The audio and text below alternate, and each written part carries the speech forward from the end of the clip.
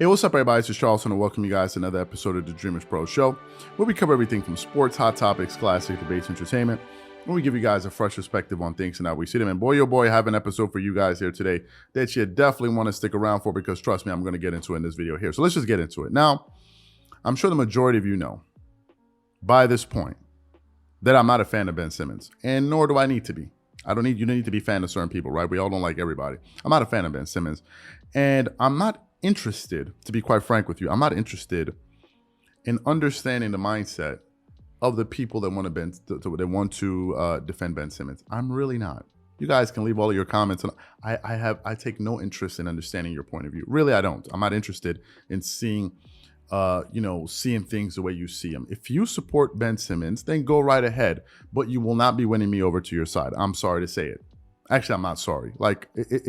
There are too many great players in the NBA, like Giannis Antetokounmpo and LeBron James, that are playing the game for the right reasons, than to be sitting up here and making concessions for Ben Simmons, right? They just are, right? Because I believe those guys are playing the game for the right reason. And for me to try to sympathize with Ben Simmons, I just don't care. And I think there are voices out there that agree with me, like Shaq, right? Shaq is one of those people that doesn't, it's not here to coddle Ben Simmons. And I think if Shaq saw this video, he would concur with me, and he would be on my side. Now, 3 days ago, we produced the show that systematically brought the facts of the Ben Simmons saga up to this point. We laid them bare, and we put it out in a way where we left the audience to really come to a conclusion on all of the evidence that we gave them. And I think the majority of us walked away from that video, that show,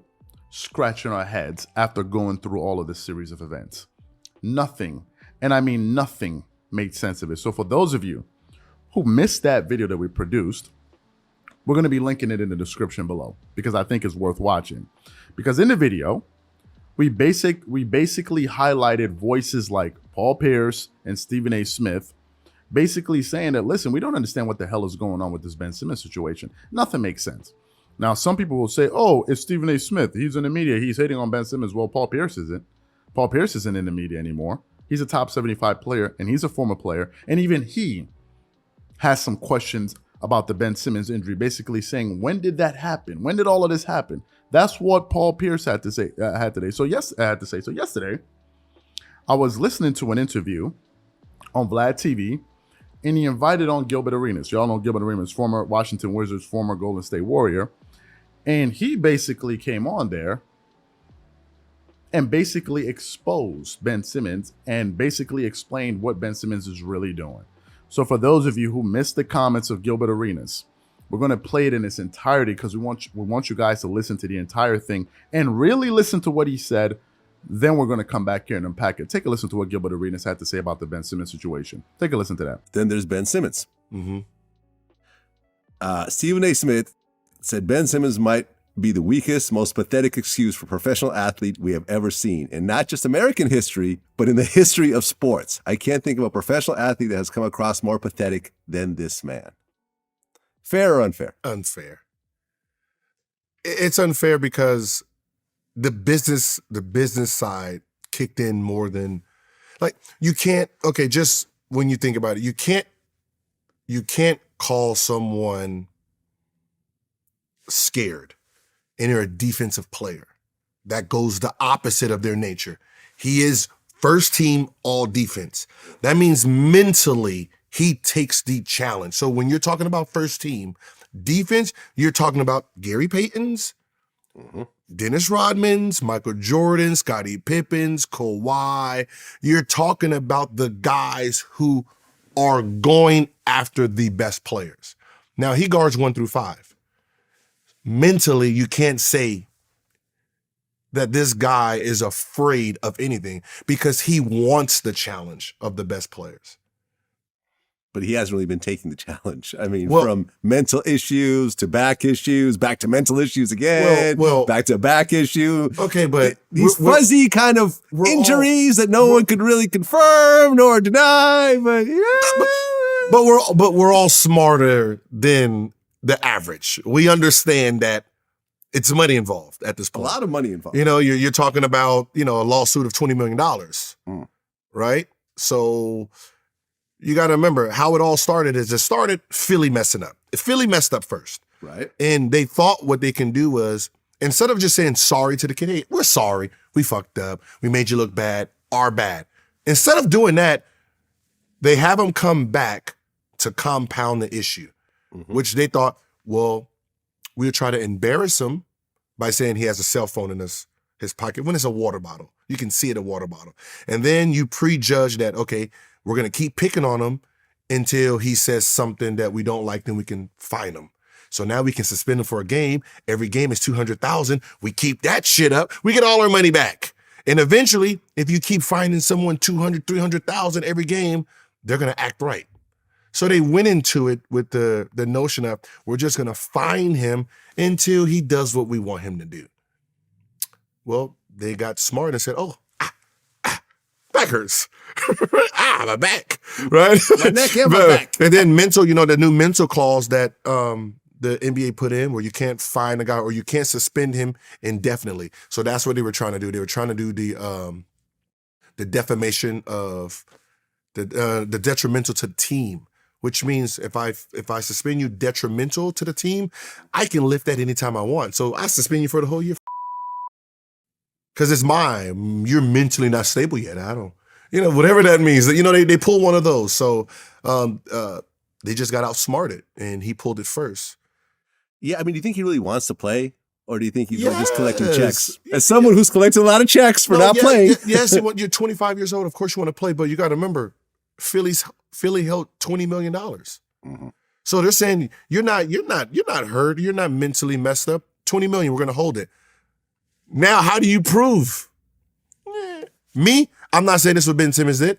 Me, I wasn't playing this year. Because you gotta remember, if they're holding $20 million because I didn't play in those games,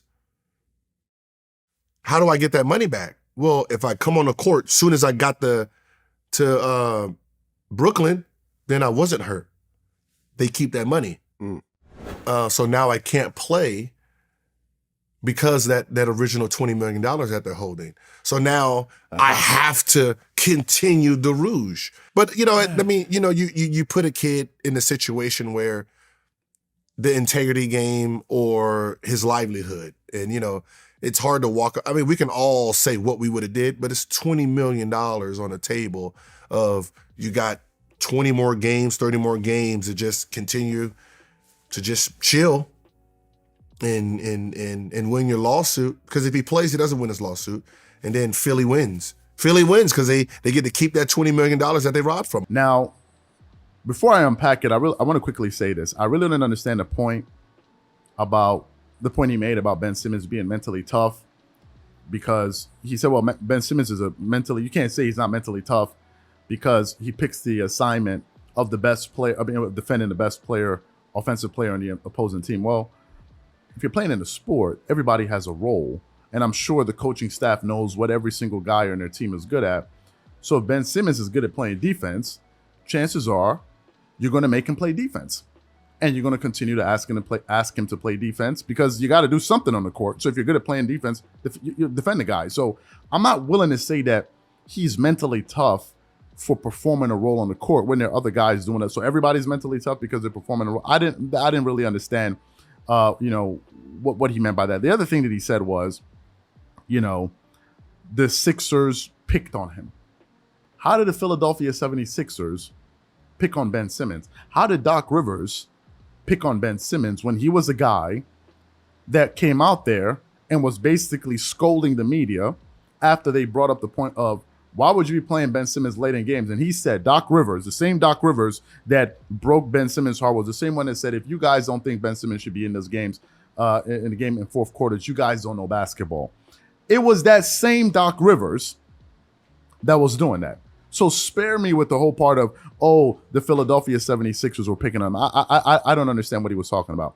So back to Gilbert Arenas. You guys heard what he said. He's a former NBA player, and he's a person that understands the precincts of how NBA contracts work. He's a former player that signed some pretty big contracts during his tenure in the NBA.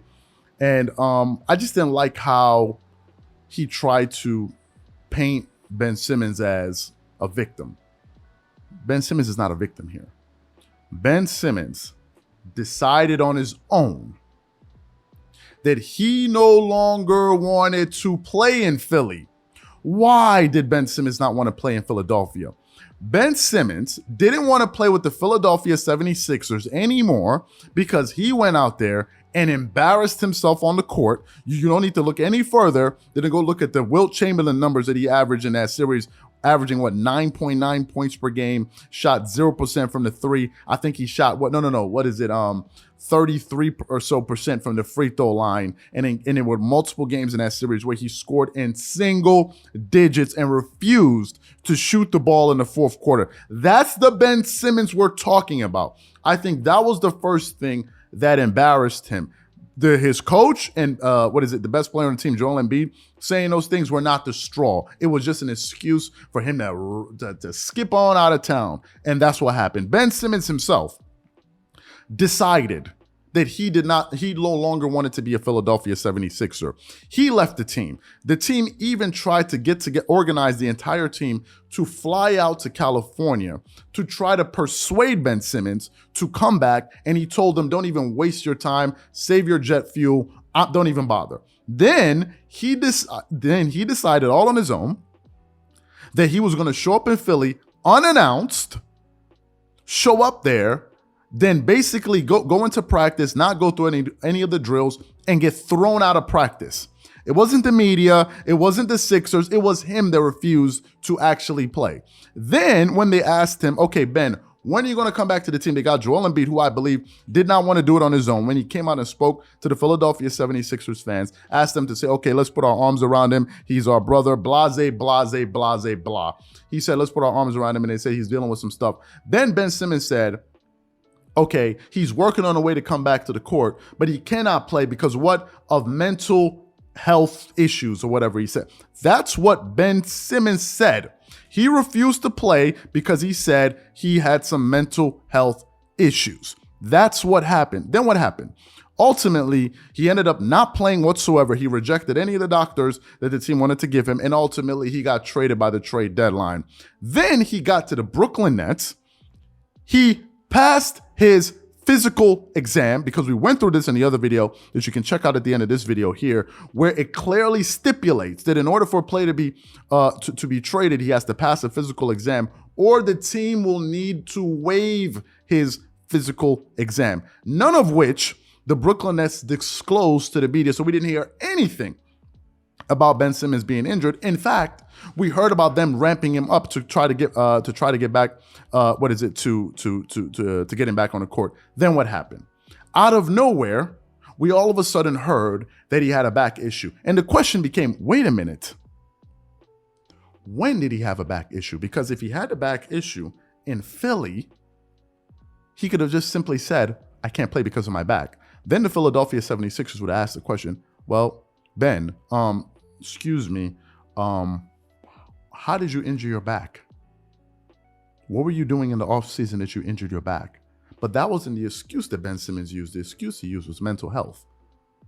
Then he got over the mental health issues, and now it's his back. Now it's his back is the issue. And at the end of all of this, there are still some people, primarily men, that will try to defend this nonsense. They will try to defend it. It is unconscionable to me that men will try to defend this nonsense. Older guys would sit up here trying to make concessions for this dude. And people wonder why there's so many issues going on with young men today. We wonder. I wonder why. And then they get upset with you when you point it out. Oh, you're pulling him down. You're hating on the black man, stupidly forgetting all of the millions this guy's going to cost future black. They don't think about that. They can't reason that far into the future. That's what they do. Ben Simmons is going to cost future players millions. If you sneeze, they're going to be looking at you like, what you think? You're not showing up to work? Get out the checkbook. Let's start tearing up those checks. You can thank Ben Simmons for that and other players like that. He's going to be the poster boy. And to a certain degree, Kyrie Irving. Owners are going to come down and people, you're standing up for the white. You are a clown if that's how you think. You're a clown. So to me, I just think it's golden that Gilbert Arenas, a former player, is the one that just pretty much exposed the entire game that he was playing. It's all a money play. It's all a money play. And now when you have former players saying that, it's all a money play. So that's what's coming next. That's what's coming next. So to me, congratulations to the Brooklyn Nets fans, because this is the guy you got. This is the Ben Simmons y'all got. This is the dude y'all got. I hope y'all happy with him.